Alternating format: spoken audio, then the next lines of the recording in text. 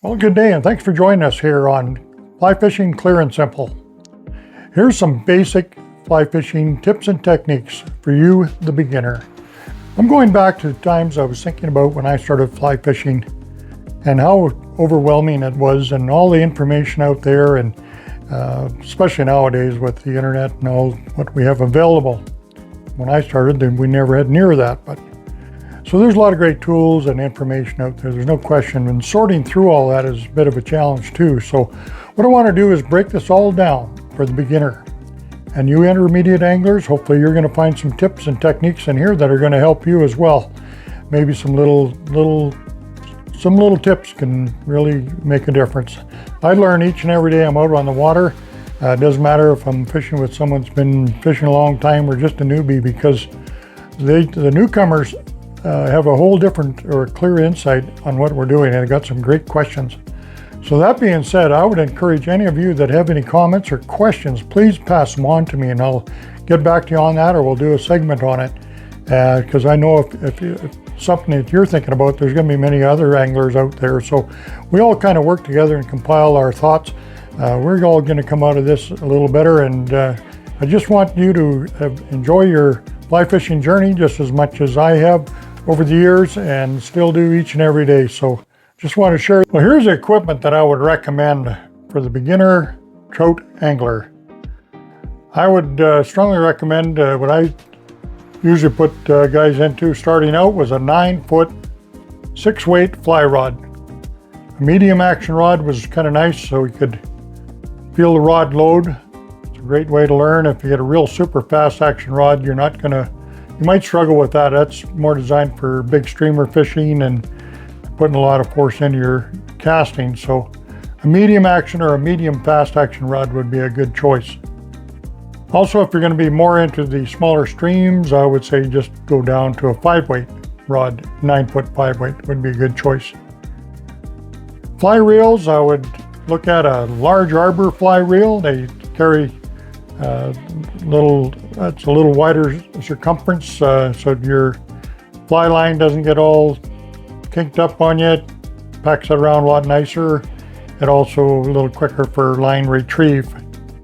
And you want to put some 20-pound fly line backing on there, some background backing, and that fills your spool up, and you want to make sure that's loaded properly. For fly line, there would be one aspect of the tackle and fly equipment that I would not skimp on. I like to buy good fly lines. The real cheap lines have got a lot of memory. They're not very slick. They don't last very long. So I would suggest a decent or a higher end fly line. And I would look at a 9-foot tapered leader with a 3X tapered leader on it. And I would also get my spool of 3X and 4X tippet material to add on the back of your leader after you start cutting that back by adding plies on over the period of time. Equipment, I'll be looking at probably some nice nippers, just basically like nail clipper type nippers. A hook release tool is also very handy. Sometimes hemostats will have the little hook release in there. We can get your line in there and slip your fly out of the fish's mouth without damaging your fly or the fish. Always want to make sure you're pinching the barbs down on your flies as well. Now we're talking about flies. I would say the fly box, I would want to make sure you get a decent fly box and make sure you load the fly box properly. I see so many anglers, you look at it and they have a box full of nothing. They've got one of these and one of those and really don't know what fly to put on. It's just pretty haphazard. And then if you do find a fly that works, you break it off, and then what? So what I strongly suggest is 4 flies of each pattern. You're going to want some dry flies. Parachute Adams, parachute pheasant tails are good. Elk hair caddis, be a good choice. Nymphs, I'd be looking at a hare's ear nymphs, pheasant tail nymphs, or prince nymphs would be good generic choice for flies. Streamers, you want to be looking at maybe woolly buggers, marabou type streamers there, and also possibly Pat's rubber legs or whatever. Just some generic flies. You can check. Most important thing is to check your region where you're fishing and get an idea of what patterns work where you're going to be fishing. So match the hatch, of course. So these are just generic samples. I'm giving you ideas how to load your fly box. Make sure that's done. That is really critical. Other good equipment to have on you would be some indicators for nymphing and some split shot, some swivels. You can also get these little rings, these tippet rings they call them. Adding your tippet material makes it a little easier for tying knots. Also, you want some dry fly floatant. When your dry flies get ate, they have some slime on them. You want to wash that off in the water, and so your fish will be able to, and then rub your floatant on there, and you're back in business. You want to get some waders and boots for wading. That's a great idea. You can get a lot of the breathable waders now. They come in all different types. I would suggest getting some decent waders and boots if you plan on fishing for a long time. You'll be a lot safer, a lot more comfortable in them as well. Also, when you're wading, one thing you want to be very mindful of is to wear a wader belt on your waders. Because if you do take a spill in the river, you will wash downstream. The waders will fill up with, hold the air in your waders and help you with some buoyancy there. Now, something I've learned or seen years ago is Dave Whitlock did a demonstration of when you take a spill in the water, point your feet downstream. This is very critical. I thought I was going to be the last day on earth when I took a spill one time, and I remembered that what Dave suggested is point your feet downstream. He said you will, and it happened to me just like he said. I finally ran into a gravel bar. The pressure of the water helped stand me up, so it just basically helped lift me up. If you go down head first, the water pressure is going to hold your head underneath and you will drown. Very important. Also, another very important thing I really strongly recommend is sunglasses. This is a must. If you poke your eye with a fly, you will lose your eye. There's no getting that out of there. That is critical. I would not guide people who would not wear sunglasses. I packed extra wraparounds for their glasses, because that is a must. If you poke a fly into your arm or your back of your neck or whatever else, which you're going to do because it's going to happen in wind or whatever else.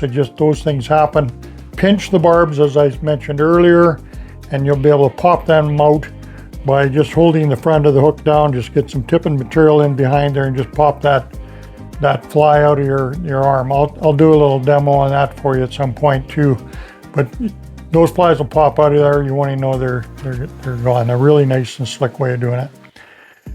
Also, you might want to have is a wading vest or some wading packs. They got lots of really nice packs out there now, and you can put everything you need right in there, and you're all ready to go. One thing you're going to want to have for sure, because you've been practicing and getting better at catching fish, you're going to want a landing net. So you can get yourself an inexpensive landing net to start with. And if you want to spend more money, you can go right on up to $300 a net. Some of these really beautiful nets, carbon fiber and so forth. Do whatever works for you. Now I'm going to mention one thing about the cost of this equipment.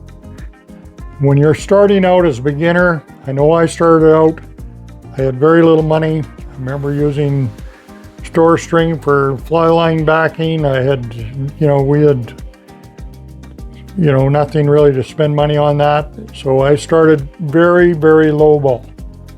And if that's what you have to start with, that's okay. Just do what you need. Get the basics. Get, your fly rod, your line, your reel. You can get a nice little package, pretty reasonably priced nowadays. They got everything all loaded and ready to go for you. So these other, you just add on as you go along. But you don't have to go out and break the bank to do this. If you have the means to buy better equipment, that's fine. But the way I put it is, if you're a brand new golfer, you're just starting out golfing, you don't need to go out and buy a set of Ping golf clubs to be a good golfer. If you don't know how to swing the sticks, you're not, the type of clubs is irrelevant. Same with fly fishing. Once you get a little more proficient, you can start upping your game as far as the quality of lines and rods and everything. And you can just keep adding to your arsenal as you can afford it. So one most important thing is get out there, enjoy the water, catch some fish. And I'll emphasize this, when you're looking for a lot of this equipment, I know you can go online, you can find anything online you want to buy, packages and so forth. I do not want to shortchange the fly shops. These fly shop owners and workers are a great wealth of information, but ask them this. If you're on a budget, go in the store and tell them so, because they need to know where you're at. If you're on a very tight budget, they're going to work within that and try to get you set up. It's important that they work with you as a customer and a long-term customer, because you'll become friends. They'll work with you. The customer to them is very important as well. So it's a kind of give and take situation there. But if you walk in a store and you're trying to start on a bit of a budget or this and that, and they're trying to sell you an $800 fly rod, you might want to change shops, because you don't need that to get started. So all the best to you. I hope this helps you a little bit. If there's anything I can help you, just send me a message and I'll see what I can do. But these fly shop owners are a good wealth of information, and a lot of them sell packages as well at their stores. So beginners, we want to get you off on a good foot. So remember these safety concerns, some good equipment, and get out there and enjoy the day. That's the most important part.